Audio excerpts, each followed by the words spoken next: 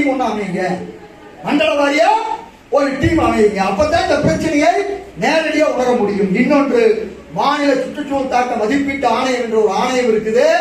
அந்த ஆணையம் ஊழலில் பெருத்து கிடக்கிறது.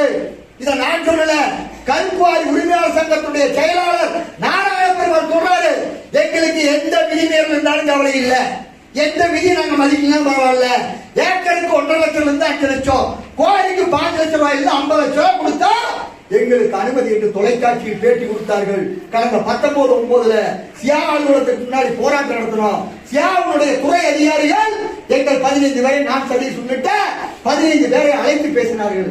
அவளுக்கு நான் சொன்னேன், ஐஏஎஸ் படித்த அதிகாரிகள், ஐஎஃப்எஸ் படித்த அதிகாரிகள், பல கல்லூரி பேராசிரியர்கள், பல துறையை சார்ந்த உறுப்பினர் சேர்ந்து இருக்கீங்க, அத்தனை பேரும் ஃபிராட் பண்ணிட்டு இருக்கீங்க. இப்படியே இந்த நாட்டு நான் வெளி மரத்தில் சொல்லி அத்தனை பேரும் ஏமாற்றிக் கொண்டிருக்கிறீர்கள்.